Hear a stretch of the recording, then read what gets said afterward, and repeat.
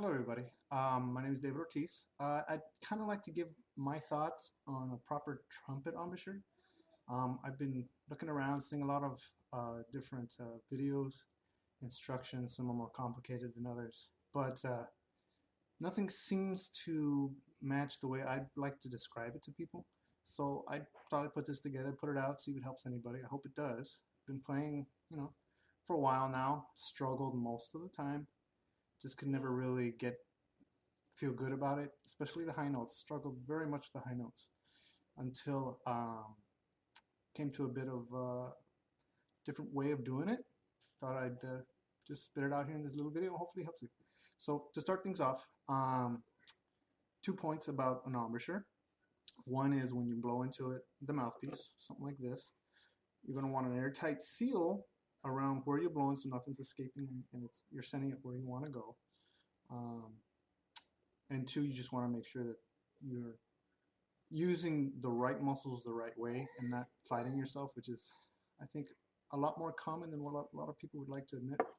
A lot of people probably don't even really realize that they're doing it, which was my problem for the most time until I kind of started doing things differently. So first way to look at it is you want that airtight seal and you want to be able to move that air freely. One thing that most people in the world, I would figure, would use that's very similar is this, a straw. So if you can kind of picture drinking something, you have your straw in your drink and you basically put your lips around your straw and you drink out of it. You get that airtight seal and air is going through, technically, which allows the liquid to come in. So if you think of it backwards, if you can kind of picture yourself drinking from a straw, keep that muscle structure the same way and blow it out. That's pretty much how you're going to want to blow into your trumpet mouthpiece. I've noticed going up into the upper ranges, well, for me it's upper range, high A and up, are much more comfortable and a lot easier to do.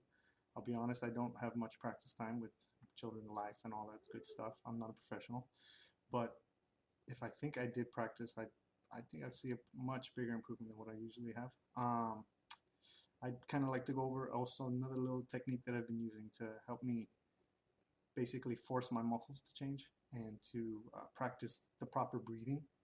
And I think one of the problems that I had mainly was trying to do that M that everybody seems to do, and I think I was just doing it the wrong way. So what I picture doing is when I do that move, I actually picture the corners of my mouth coming as close, bringing them as close together as possible. I want to try to fit that into the sides of my mouthpiece to give it a little more leverage. And then once I get that part done, basically doing what everybody does, to close that aperture even more to get the higher notes. So I think that's a big point in trying to get this done. So another way of thinking, if that straw idea doesn't really click with you, is using a word or a syllable pronunciation that I think everybody is familiar with. Would be the wow word, wow. When you get that W sound, the w, that's basically what you're going to want to think when you're hitting those upper register notes. And then the ah is pretty much when you're hitting the lower notes. So wow. I know it doesn't really make sense when you picture this in front of you. And it doesn't really look, that's what I'm doing when it looks more like I'm making an M sound, but I'm really thinking wow. Another thing you can do, which actually helps with the breathing, is you're going to take your mouthpiece, you put it between your teeth and your lips. Be careful, don't knock out your teeth. And think of that woo. Hold it with the corners of your mouth. You don't want to hold it with the top and bottom, just your corners. You want to think, oh.